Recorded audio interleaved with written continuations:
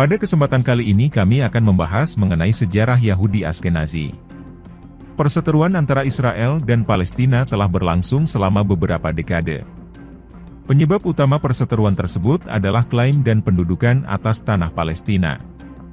Serangan Hamas dan agresi militer Israel yang terjadi beberapa bulan ini kembali membangkitkan isu-isu terkait sejarah etnis kedua negara. Salah satu yang menjadi perdebatan adalah asal-usul Yahudi Ashkenazi yang dinilai sebagai pencetus ide pembentukan negara Israel khusus untuk kaum Yahudi.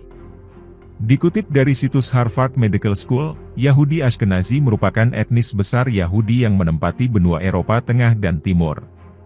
Berdasarkan studi lembaga penelitian tersebut, separuh dari populasi Yahudi di dunia mengidentifikasi diri mereka sebagai keturunan Ashkenazi. Orang-orang Yahudi mencapai daratan Eropa dengan mengikuti jalur perdagangan di sepanjang jalur laut pada abad ke-8 dan ke-9. Para arkeolog menemukan bahwa komunitas Yahudi sudah ada di provinsi Germanik, Kekaisaran Romawi sejak tahun 300 Masehi.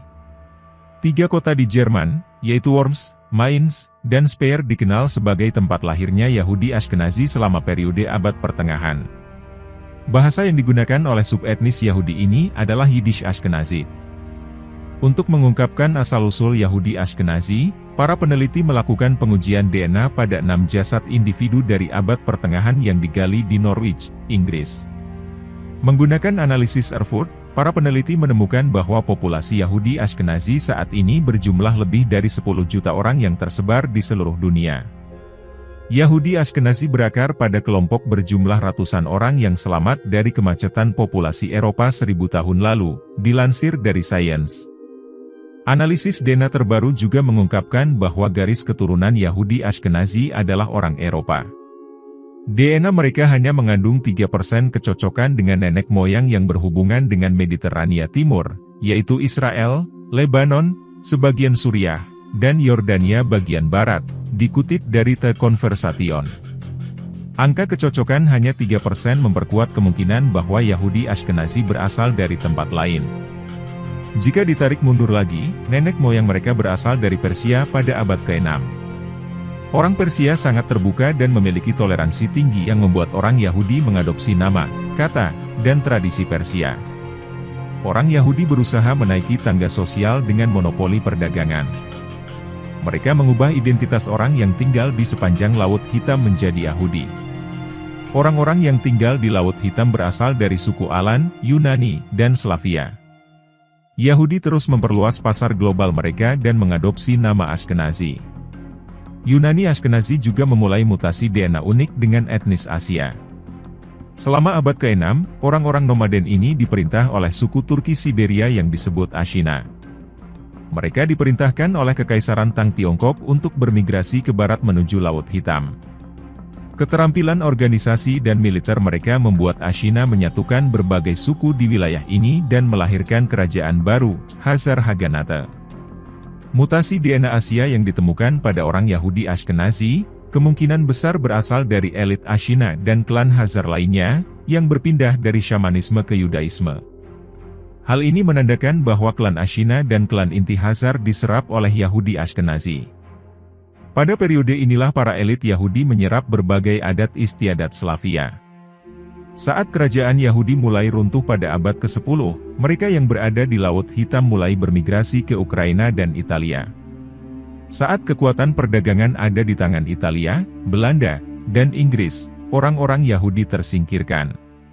Penyerangan dan kebencian terhadap orang Yahudi di Eropa ditunjukkan dengan peristiwa kerusuhan anti-Yahudi di Odessa pada 1821 dan membentuk istilah pogrom.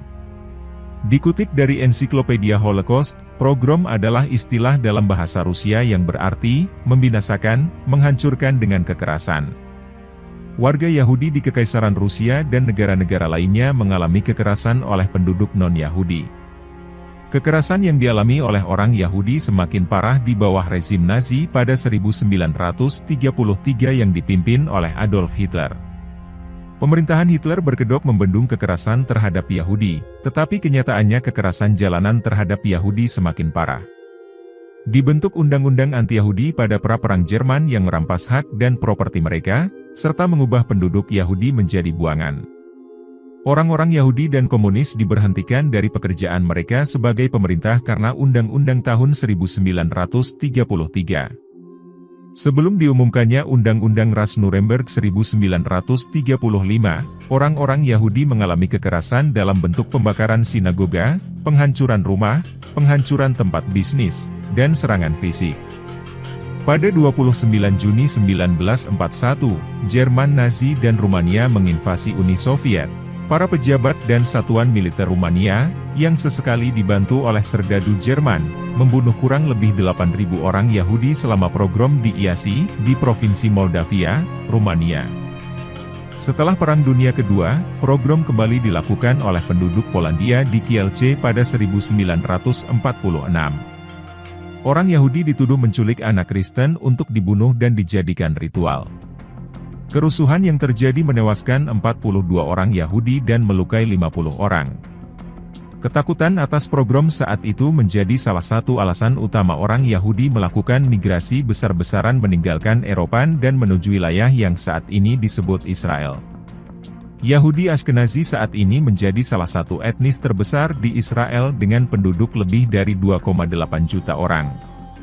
Yahudi Ashkenazi merupakan 85% masyarakat Yahudi di Israel pada 1948 dan jumlahnya semakin menurun menjadi 50% seiring dengan pertumbuhan penduduk Yahudi Mizrahi, dikutip dari Arab Center Washington DC.